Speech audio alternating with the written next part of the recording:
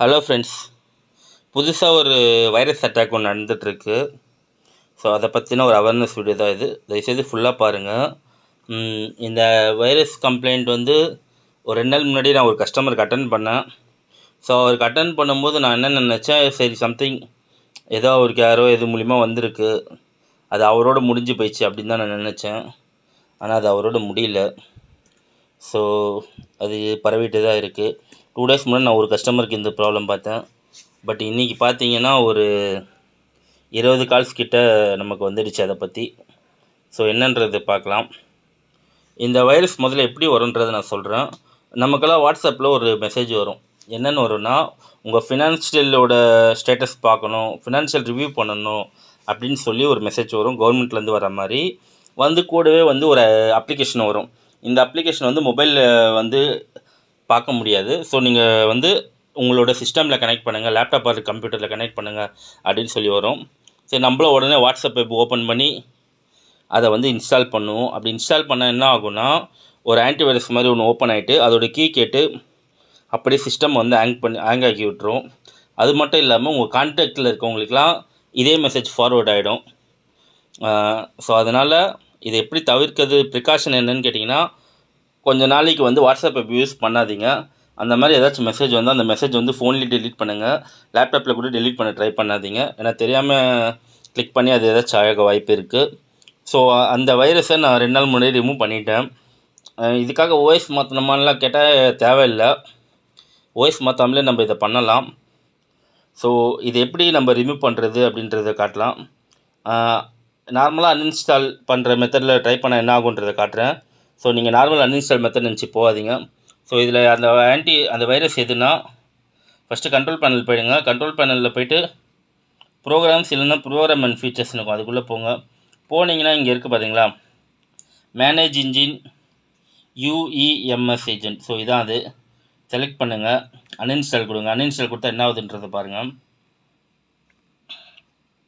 So uninstall S கொடுத்துருக்கேன். என்ன கேட்குறான், ரிப்பேர் ஆர் அன்இன்ஸ்டால் கேட்குது. சரி, நம்ம அன்இன்ஸ்டால் கொடுப்போம். வெரிஃபிகேஷன் கோட் கேட்கும். ஸோ இந்த வெரிஃபிகேஷன் கோட் நமக்கு தெரியாது. சரி, இதை எப்படி நம்ம ரிமூவ் பண்ணலாம் அப்படின்றத பார்க்கலாம். வீடியோ ஃபுல்லாக பாருங்கள். விண்டோ +R போங்க. அங்கே போய்ட்டு எம்எஸ் கான்ஃபிக்னு டைப் பண்ணுங்கள். எம்எஸ் கான்ஃபிக் ஓகே கொடுங்க. இந்த மாதிரி ஆப்ஷன் காட்டும். இதில் பூட் ஆப்ஷன் போங்க. பூட்டில் போய்ட்டு சேஃப் பூட் அப்படின்றத ஆன் பண்ணிக்கோங்க. ஓகே கொடுங்க. இதில் பிட்லாக் இருக்கிறதுனால இந்த ஆப்ஷன் வரும். உங்களுக்கு நார்மலாக எப்படி வரும்னா இந்த ஆப்ஷன் வரும். ஸோ ரீஸ்டார்ட் கொடுங்க. ரீஸ்டார்ட் ஆகட்டும், வெயிட் பண்ணுங்கள். நிறைய பேர் வந்து சேஃப் மோட்டில் போய்ட்டு அன்இன்ஸ்டால் பண்ண போய்டும் அப்படின்னு நினச்சி இப்போ வீடியோவை கட் பண்ணாதீங்க, ஃபுல்லாக பாருங்கள். அப்படியும் போகாது. ஸோ கொஞ்சம் வெயிட் பண்ணுங்கள், ஆன் ஆகட்டும் லேப்டாப்பு.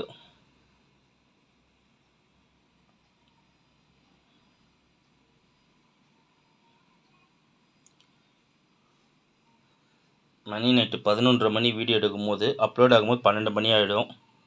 பார்ப்போம்.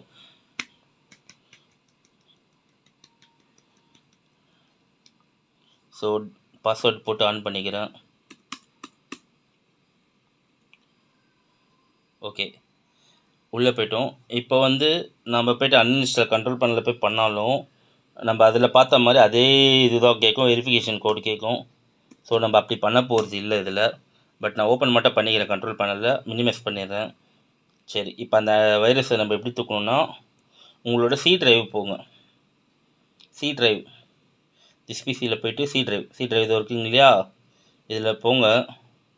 பெரிய ஸ்கிரீன் வச்சுக்கலாம். சி டிரைவில் போய்ட்டு ப்ரோக்ராம் x86 ஃபைல் அது உள்ளே போயிட்டிங்கன்னா மேனேஜ் இன்ஜின் இருக்குது பாருங்கள். இவன் தான் அந்த சாஃப்ட்வேரோட இது ஸ்டோரேஜ் ஆகிற இடம் இதுதான். ஸோ இப்போ நம்ம என்ன பண்ணணும்னா, இதை ஷிஃப்ட்டு வச்சு டெலீட் கொடுக்கணும். எஸ் கேட்கும், எஸ் கொடுங்க. ஸோ இங்கேருந்து அது டெலீட் ஆகிடுச்சு. ஷிஃப்ட் பிடிச்சி தான் டெலீட் பண்ணணும். நார்மலாக டெலீட் பண்ணால் ரீசைக்கிள் பில்லில் தான் இருக்கும். இப்போ நம்ம கண்ட்ரோல் பேனலில் போகிறோம். கண்ட்ரோல் பேனலில் போய்ட்டு ப்ரோக்ராம்ஸ் அண்ட் ஃபீச்சர்ஸில் போகிறோம். இப்போ பார்த்தீங்கன்னா கூட அதோட இது இருக்கும் இங்கே, மேனேஜ் இன்ஜின் ஏதாவது யூஇஎம்எஸ் ஏஜென்ட் இதை செலக்ட் பண்ணிவிட்டு இப்போ நான் அன்இன்ஸ்டால் கொடுத்தேன்னா கண்டிப்பாக அன்இன்ஸ்டால் ஆகிடும். ஸோ அவ்வளோதான், ரிமூவ் ஆகிடுச்சு. இப்போ என்ன பண்ணணும் அப்படின்னா, இதுக்கப்புறம் நார்மலாக பூட் பண்ணிவிட்டு திருப்பி அதே மாதிரி விண்டோ ப்ளஸ் ஆரம்பிக்கி எம்எஸ் கான்ஃபிக் டைப் பண்ணுங்கள். ஸோ எம்எஸ் கான்ஃபிக்குள்ளே போயிட்டு நார்மல் ஸ்டார்ட் அப்னு வச்சுடுங்க. பூட்டும் செக் பண்ணிக்கோங்க, சேஃப் பூட் போயிடுச்சு. சரி, ஓகே கொடுங்க.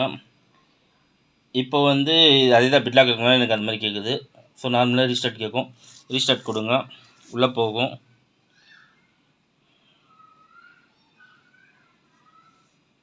உள்ளே போயிட்ட பிறகு என்ன பண்ணுங்கள், ஒரு ஆன்டிவைரஸ் பர்ச்சேஸ் பண்ணி போடுறதுனா போடுங்க. அப்படி இல்லைன்னா பர்ச்சேஸ் பண்ணாமல் ட்ரையல் பேக் யூஸ் பண்ணலாம். சில ஆன்டிவைரஸ் லைக் K7 இருக்குது, காஸ்பர்ஸ்கி இருக்குது. இந்த மாதிரி ஆன்டிவைரஸில் ட்ரையல் பேக் வரும். அதை ஜஸ்ட் இன்ஸ்டால் பண்ணி ஃபுல் ஸ்கேன் கொடுத்துருங்க உங்கள் பிசியை. ஸோ ஃபுல் ஸ்கேன் கொடுத்தீங்க அப்படின்னா அந்த வைரஸோட ஜங்க் ஃபைல் ஏதாச்சும் உள்ளே உட்காந்துட்டு இருந்தால் அது கூட போயிடும் கண்டிப்பாக. ஸோ இந்த வீடியோ முடிஞ்ச அளவுக்கு ஷேர் பண்ணுங்கள். வாட்ஸ்அப்பை லாகின் பண்ணி யூஸ் பண்ணுற உங்கள் ஃப்ரெண்டுக்கு இந்த வீடியோ ஷேர் பண்ணுங்கள். அப்படியே நம்ம சேனலில் சப்ஸ்கிரைப் பண்ணிக்கோங்க. தேங்க்ஸ் ஃபார் வாட்சிங்.